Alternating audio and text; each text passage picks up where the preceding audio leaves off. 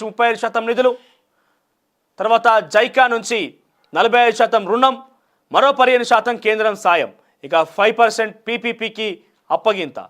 తర్వాత డిపిఆర్ పూర్తి చేసే పనిలో హెచ్ఎంఆర్ అధికారులు కొత్తగా మెట్రో విస్తరణకు సంబంధించి రూపకల్పన చేసి ప్లాన్ రూపొందించింది కాంగ్రెస్ ప్రభుత్వం. ఆ రూపకల్పనలో ఆ ప్లాన్ అమలు చేసేందుకు 1000 కోట్ల నిధులట. ఇంత ఎంఐయుడి minister of administration urban development నుంచి ఎంత కేటాయింపులట నిధులకు సంబంధించి. సర్కార్ నుంచి 35% అట, జైకా నుంచి రుణాలే 45% అట, 15% కేంద్రం గ్రాంట్స్ ఇస్తుందట, 5% పీపీపీకి. ఇక డిపిఆర్ను రూపొందించే పనిలో హెచ్ఎంఆర్ అధికారులు, హైదరాబాద్ మెట్రో రైల్వే. ఇక ఉమ్మడి రాష్ట్రంలో కంటే గత 10 ఏళ్లలోనే ఎక్కువ నష్టం, అసెంబ్లీలో వాడివేడి చర్చ.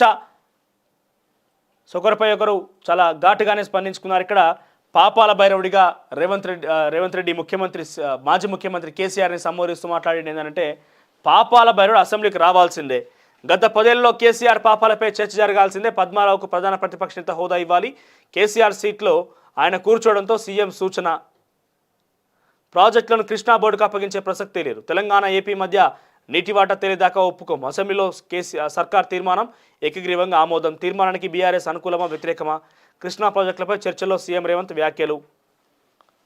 తర్వాత పార్టీని చీల్చి పాపాలు గడుక్కో రాజగోపాల్ రెడ్డి. ఎవరికి చెప్తున్నాడు? హరీష్ రావుకు చెప్తున్నాడు. పార్టీని చీల్చి నీ పాపాలు గడుక్కో, నీకు దేవాదాయ శాఖ ఇస్తాం, మామ బామ్మరిది నమ్ముకోవద్దు అని చెప్పి హరీష్ రావుకు సూచన చేస్తున్నాడు రాజగోపాల్ రెడ్డి. ఇక శ్రీకాంతాచార్యని చంపింది నువ్వే, హరీష్ రావుపై ఉత్తమ్ కుమార్ రెడ్డి ధ్వజమెత్తుండు, శ్రీకాంతాచార్యని చంపింది నువ్వే, పెట్రోల్ పోసుకున్నావు అగ్గిపెట్ట దొరకలేదా? ఇంకా కూడా అగ్గిపెట్ట కథ మంచిగా ఉంటుంది. పెట్రోల్ పోసుకున్నావు అగ్గిపెట్ట దొరకలేదా నీకు? హరీష్ రావుపై మంత్రి కోమటిరెడ్డి ఫైర్. తెలంగాణ ఏర్పాటుతో కేసీఆర్కు సంబంధమే లేదు, దొంగ దీక్ష నాటకాలేనని వ్యాఖ్య.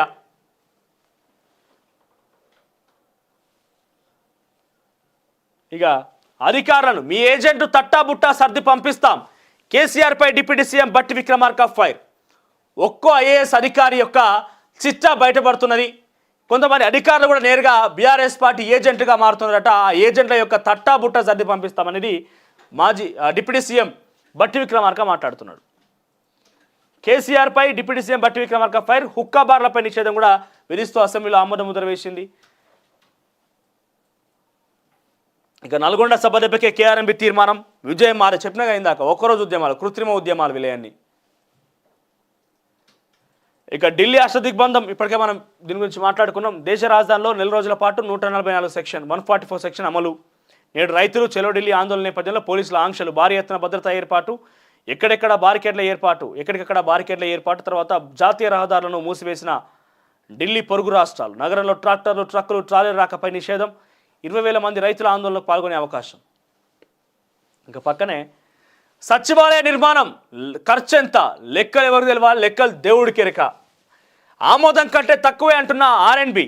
సచివాలయ నిర్మాణానికి